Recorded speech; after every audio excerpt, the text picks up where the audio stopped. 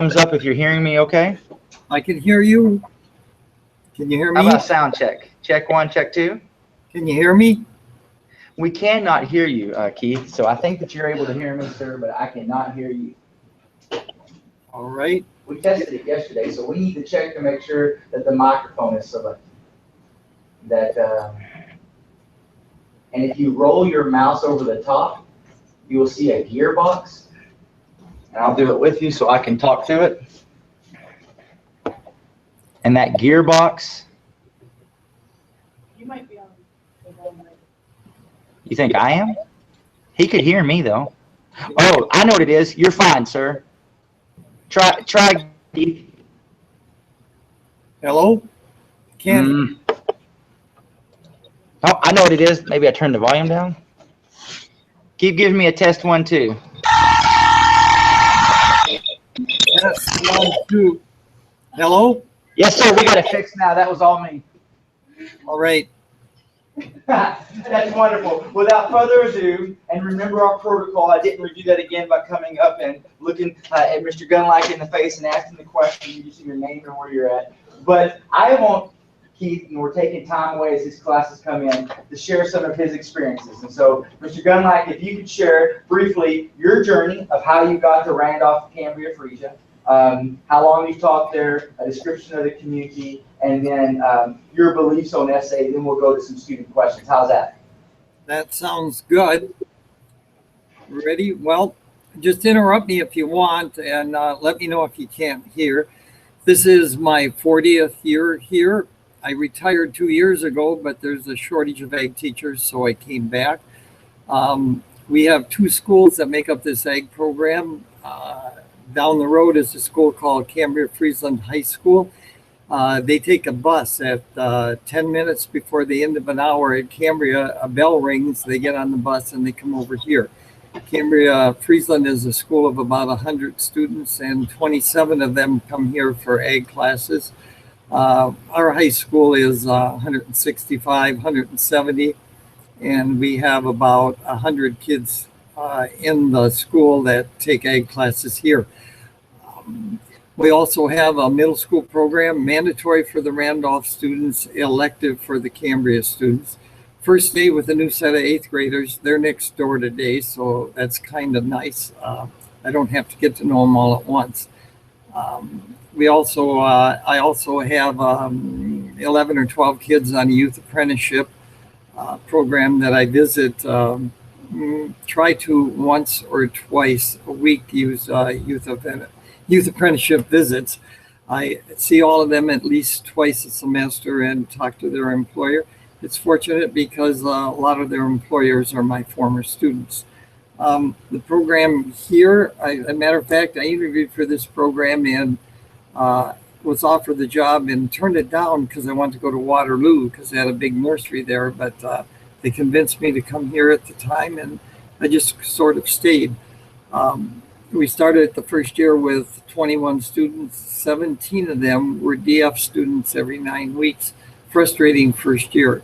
Now I usually have, out of the top 10 students in every class, I usually have 7 or 8 of them. Most often than not, the valedictorian. I have a full year contract plus 68 days extended at 100% pay, which is unheard of. So I'm probably overly paid. That's just the way it is, I guess. I teach, we offer 11 classes, some on an alternate year basis. My students have SAEs. When we start them, if they don't, their SAE might be babysitting, which isn't one, but at least they learn to keep records, and then they grow into something like that. I think the program added an animal lab.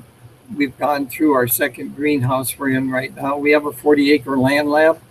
I pay 10 to 12 students $9 an hour to work there.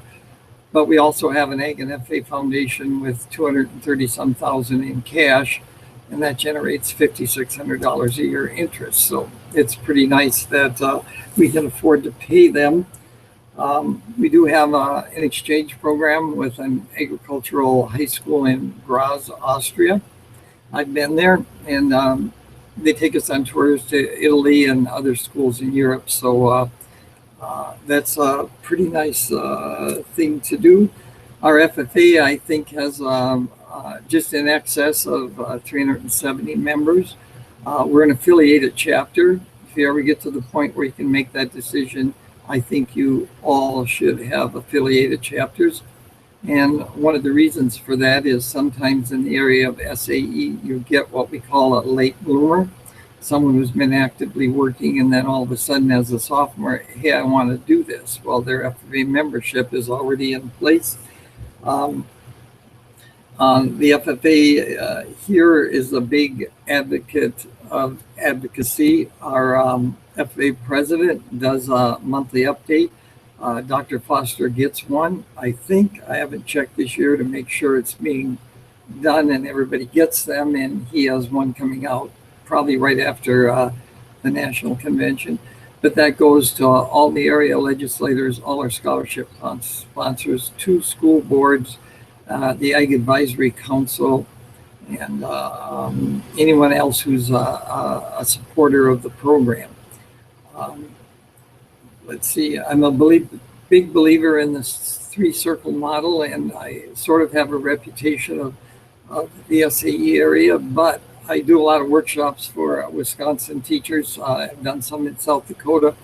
I always tell young teachers you have to have the curriculum first. If you don't have the curriculum, you're not going to have SAEs because you won't have the students. So it's important that you do that. And all that advocacy is built on our local scholarships. Egg scholarships are $12,000 to $14,000 each year. And they're pretty well divided among 5, 6, 7 applicants every year. Most of them require your state degree, which is a little impetus for them to have an SAE and get their state degree. Some don't. I guess I don't think I've left anything out. SAEs is a cornerstone. I have a middle school program. I see all the Randolph students. I don't see the Cambria students. So sometimes you get freshmen that have no idea what an SAE is. My 7th graders don't discuss FFA much because they're 6-week rotation. I don't have it. The 8th graders have 4 or 5 days. But we do an SAE survey. I think Dr. Foster might have that. I'm not sure. But that survey lets me see what they do in the summertime, or it lets me see where they're working. I give that survey in the spring, and then I give it the 3rd week of school in the fall, in case there's been some changes or anything like that. Wisconsin teachers are amused over the fact that I sometimes tell freshmen they'll be a state proficiency winner. And you can really tell that. There are some crackerjack programs here. We have an American Star finalist again this year. I told him when he was a freshman, he should be an American Star finalist if he kept good records and if he advanced the way I thought he should. And he did. He's a pretty crackerjack kid. I thought he should be an ag teacher, but he's graduating from UW-Platteville in December as an honor student, giving the commencement address, and he's going to farm with his dad, which is a good thing. So he may be on my advisory council in a couple of years. Well, my approach to SAEs is to use that survey, and when I use that survey, it lets me know the area of interest, where they work, or something in that format.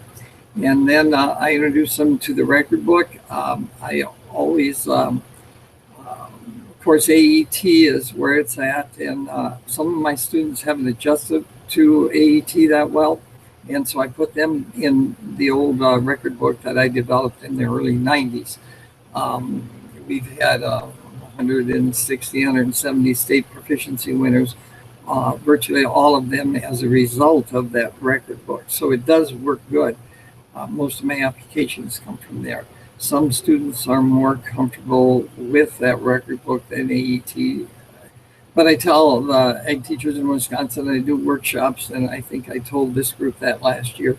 I said, we're kind of married with it. We're married to AET now, and if you don't like it, you at least have to sleep with it once or twice a year. And that's just the way it is. The students all get into the record book. They do 2 resumes every 9 weeks, a 1-page work resume, which they use when they apply for a job, and then they do the AET resume. And we do, in the first 9 weeks in the fall, 1 day a week on AET. And then after that, I kind of expect them to do it and keep up. I have some 30 students now working on the national SAE grants.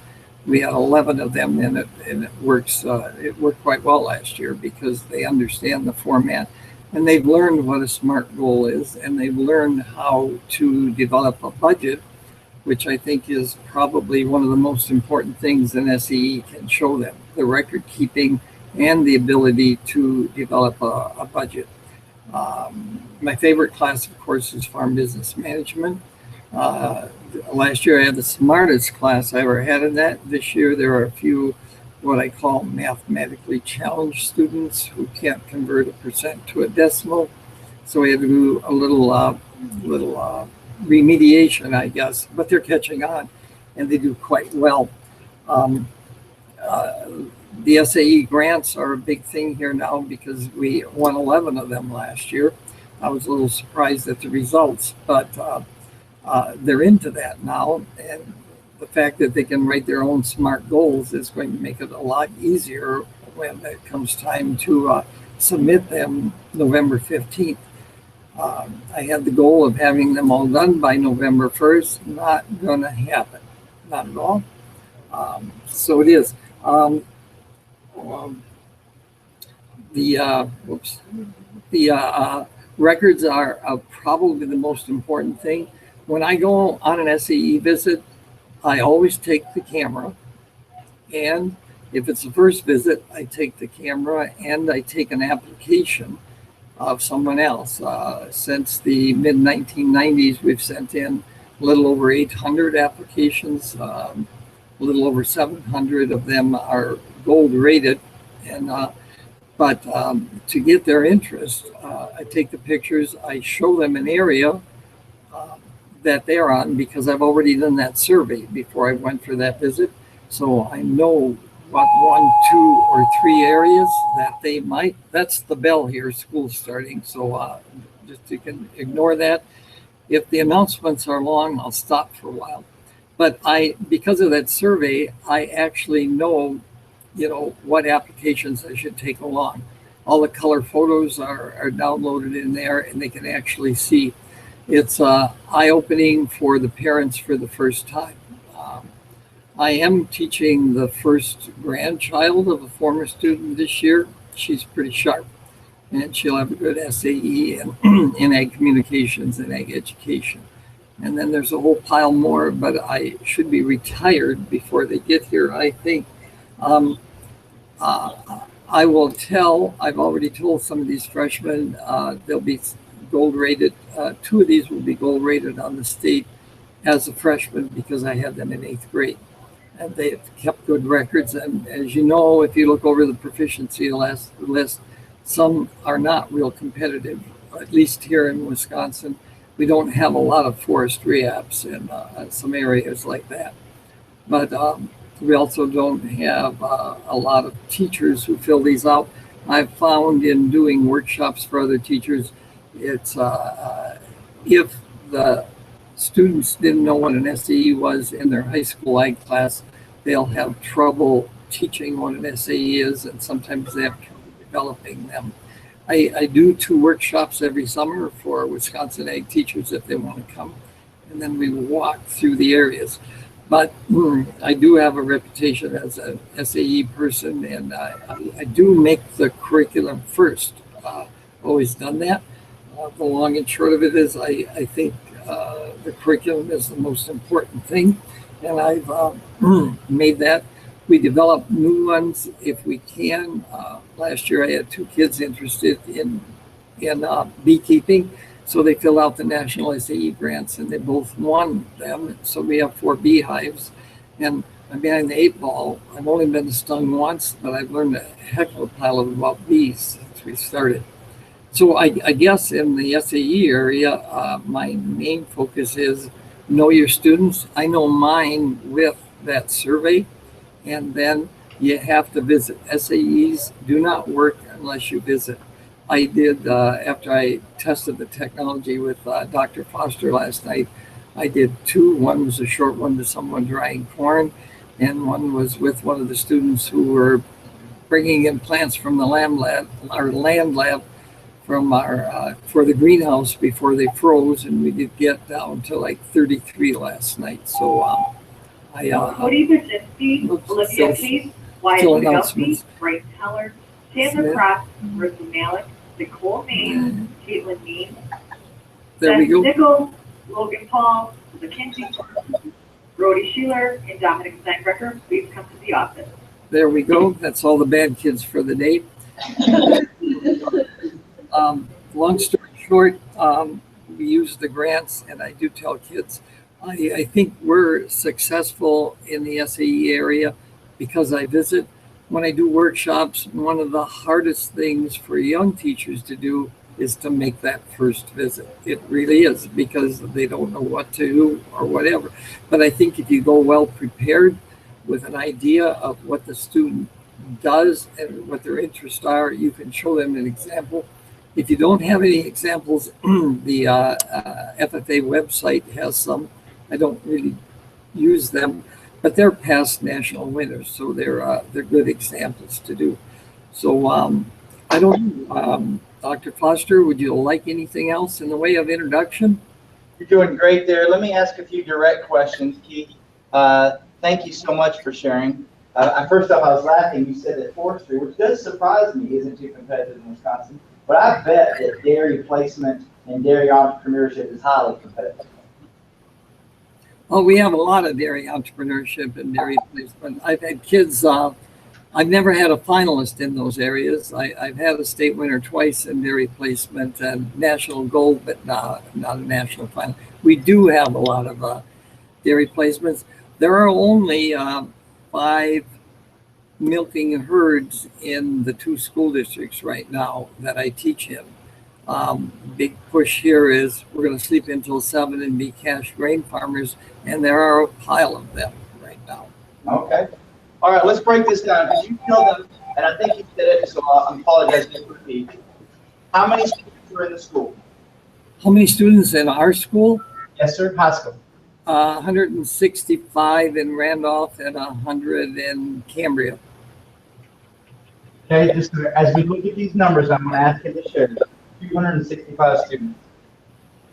Overall, in your career, how many national SAE grant winners? National SAE grants, we've only done them 11 last year, probably 18. Okay, and you can just guess to get close, so no framework. And each one of those grants is $1,000. That's right.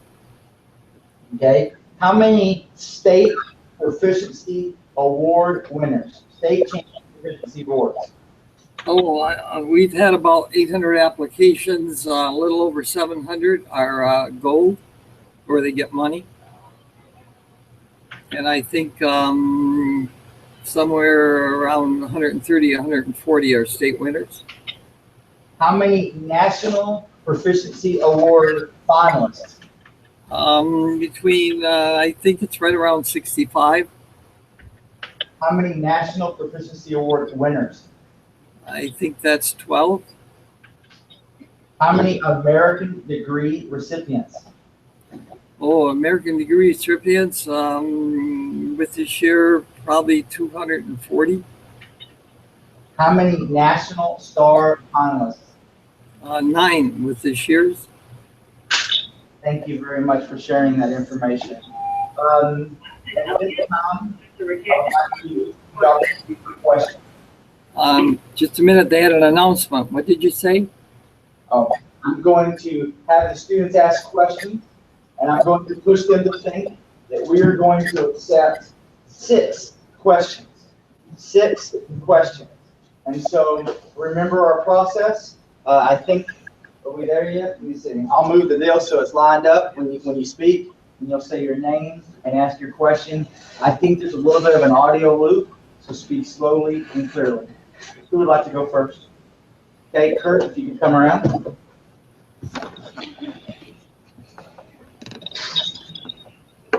Hi, I'm Kurt. I'm a just sophomore, junior in ag education. I'm from Twin Valley High School.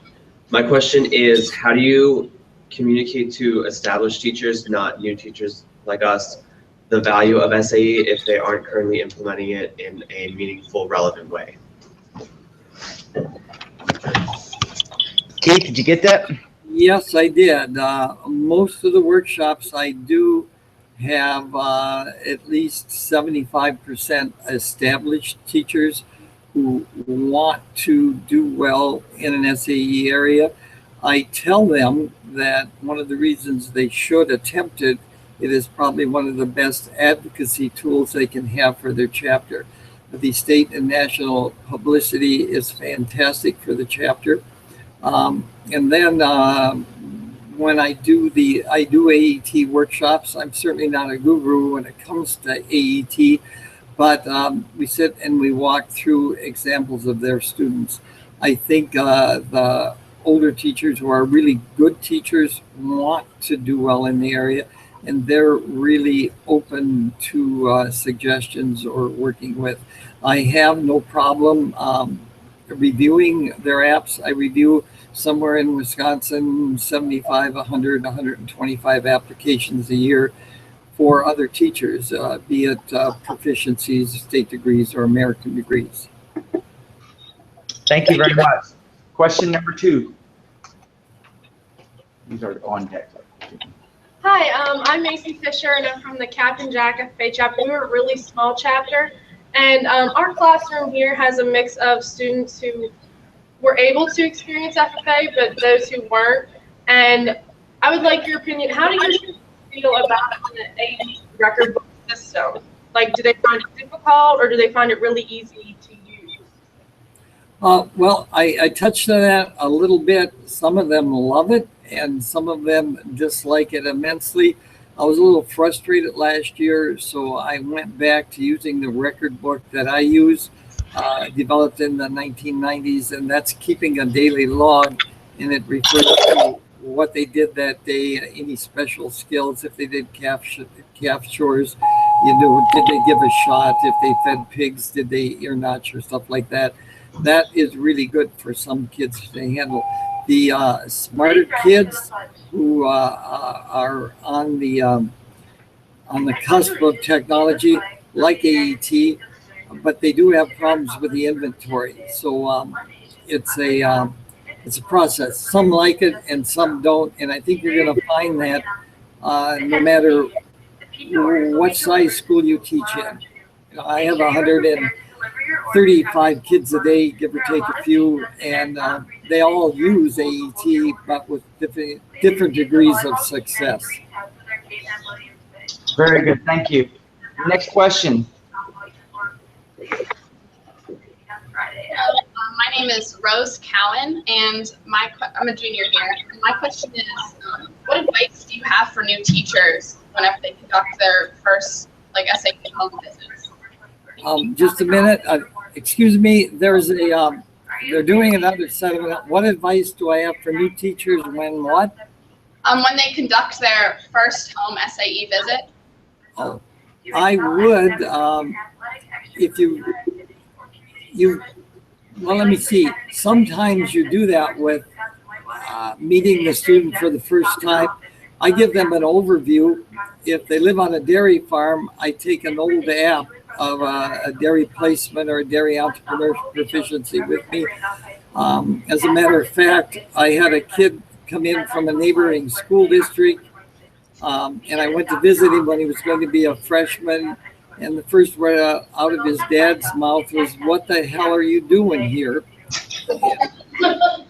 I looked at him and I said, "Well, I visit my students." And he said, "My ag teacher never did that." So I had some apps and I showed them, and they were a little overwhelmed or a little unbelieving about what I was doing.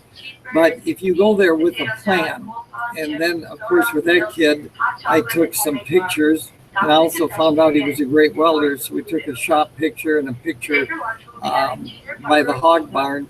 And his parents thought that was pretty cool because I dropped them off a picture. Those were in the old days. I dropped them off instead of emailing the photos or everything.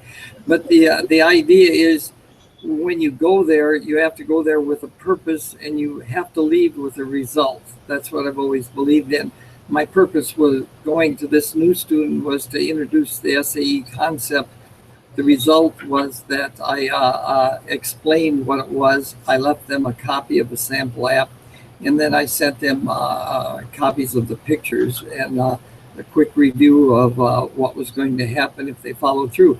So I think that worked pretty good in that case, and it would in most any case, I think. Okay, thank you. We have 3 more questions. Allison. Hi, my name is Allison Balmer. I'm a junior in agriculture education. My question is, besides the fact that students know that they can get the proficiency awards and the scholarships, how do you get your students motivated to want to do their SAE projects and do them well?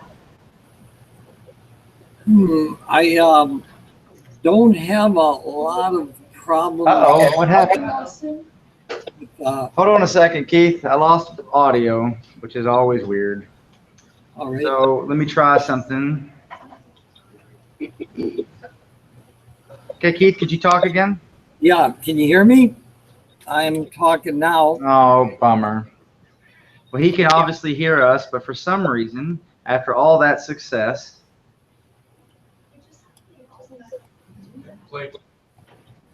Okay, hold on a second, Keith. We're doing some audio checking here. All right. Nope, that's a. Why would it do that, team? Double click on the speaker. I think the amp went out. Remember that guy was talking about that new amp? Maybe I don't remember. All right, Keith. Keith, I'm gonna have to collect these last 3 questions and email them to you if that's okay. I'm afraid that our speaker went out and we can't hear you, and I don't think you know sign language and we know how to read it, so that means I'm gonna have to adapt. You need to know how much I respect and appreciate you for giving your time and taking students to do this. Also, Keith, I'm hoping that we have students in this room and myself will actually get to visit you and your program this May. We do a Teach Ag domestic study away, and the 2017 location is Wisconsin. And if we're coming to Wisconsin, I don't know why we would not come and see Randolph, Cambria, Frisian. So if you would be willing to say howdy to us, we'd actually like to step foot into your ag room. If that's okay. That's okay. Yes, we'll talk more about it. I hope to see you at National Convention. Good luck to your students. Have a great time. Thank you so much. Yep.